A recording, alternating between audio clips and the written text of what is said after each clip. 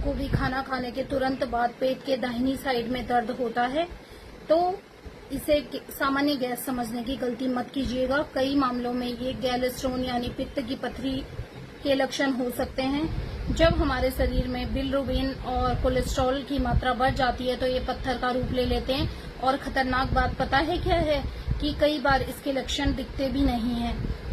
अगर आपके शरीर में कंधों में दर्द हो, जी मसलाए या फास्ट फूड या तला भुना खाने के बाद आपके पेट के दाहिनी साइड असहनीय दर्द हो तो समझ जाइएगा कि ये गैलस्टोन यानी पित्त की पथरी है। अब सबसे ज्यादा झूठ बात यह है कि कई लोग सोचते हैं कि किडनी स्टोन की तरह ये भी ज्यादा पानी पीने से या दवाइयों के माध्यम से ठीक हो जाएगी, लेकिन असल बात तो ये है कि इसका सिर्फ एक ही उपाय है, सर्जरी। Thank you.